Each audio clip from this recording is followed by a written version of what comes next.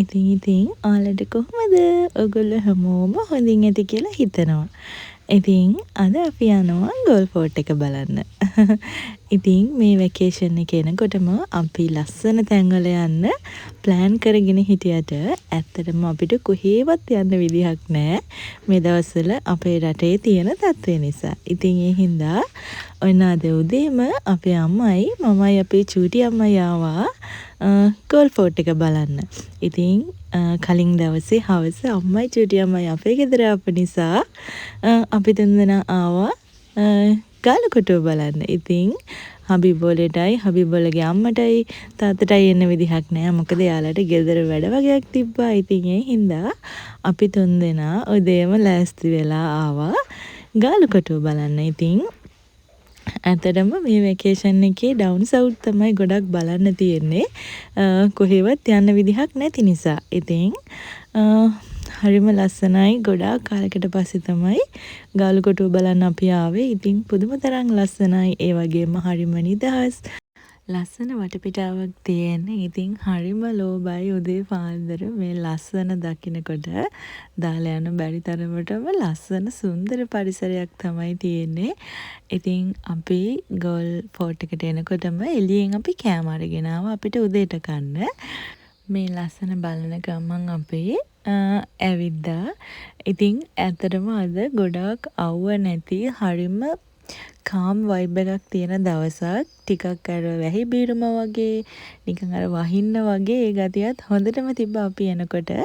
ඉතින් ඒත් අපි ගොඩාක් ආස වුණා මේ වෙදර් එකට. මොකද අර ගොඩාක් රස්නේ තියෙද්දි ඇවිදින්න හරි අමාරුයි. එතකොට මහන්සි දැනෙන නිසා. ඉතින් ඉස්සෙල්ලාම අපි කෑම කාලම ඇවිදිමු කියලා කල්පනා කරපු නිසා අපි ආවා මෙන්න මෙතෙන්ට. එතන හරිම නිදහස් පරිසරයක් තිබ්බ නිසාම අපි හිතුවා මෙතන ඉඳන් අපි උදේ කෑම එක අරගෙන ඇවිදින්න පටන් ගන්නවා කියලා. ඉතින් ඇත්තටම මේ වෙලාවේ අපි කෑම කන අතරතුරේ ඔන්න වැස්සකුත් වැස්සා. ඉතින් අපි වැස්සෙම චුට්ටක් වෙලා ඉඳලා චුට්ටක් වැස්ස අඩු වුණාම ආයෙත් ඇවිදින්න පටන් ගත්තා.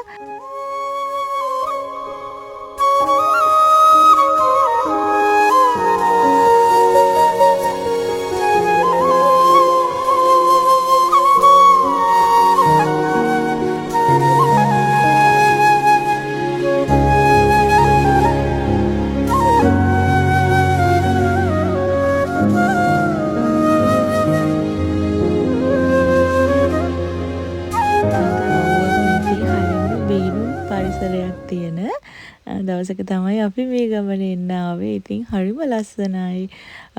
හරිම හිත නිවන පරිසරයක් තියෙන්නේ.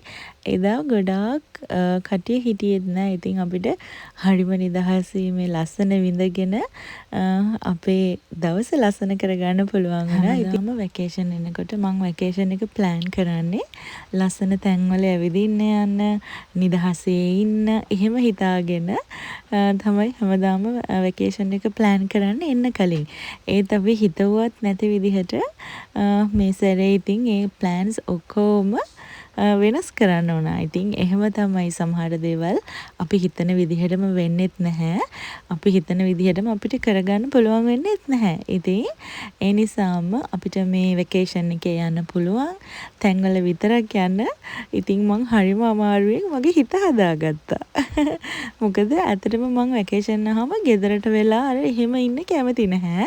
මං ආසම ගොඩක් තැන්වල ඇවිදින්න, හොඳ රස කෑම කන්න, ඉතින් ලස්සන බලන්න, ඒ වගේ තමයි මං ගොඩාරියක් ආස.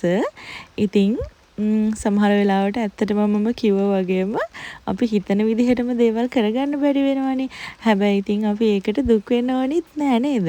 ඉතින් අපිට තියෙන දේවල් වලින් අපි හැම වෙලේම සතුටු වෙන්න ඕනේ. ඉතින් මේ වැස්සෙම පුංචි වැහි පොදේකුත් එක්කම අපි මේ ලස්සන ගාලකොටුව ඇවිදගෙන ගියා මේ ලස්සන බලන ගමන්. මේ දැනෙන හරිම ඇඟට සනීප හුළඟත් එක්ක හිමින් වැහි පොද වැටෙන ගමන් අපි රසම රස අයිස්ක්‍රීම් එකක රස බලන ගමන්ම මේ ලස්සන ගාලකොටුව පුරාම ඇවිදගෙන ගියා.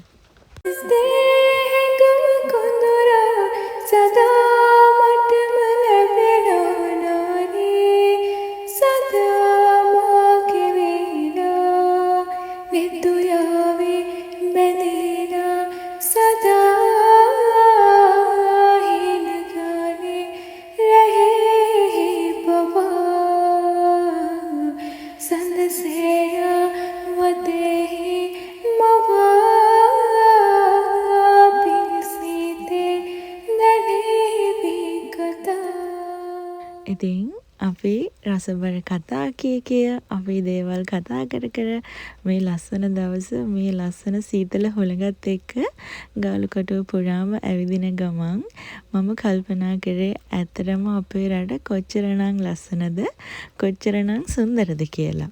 ලෝකේ කොහේ මොන රටක ජීවත් වුණත් අපේ රටේ තියෙන මේ ලස්සන මේ සුන්දරත්වය ඒත් එක්කම අපේ රටට ආවට පස්සේ අපිට දැනෙන නිදහස කොච්චරද කියලා ඇත්තට මේක වචනින් කියලා නිම කරන්න බැරි තරම් හරිම ලස්සන සුන්දර හැඟීමක්.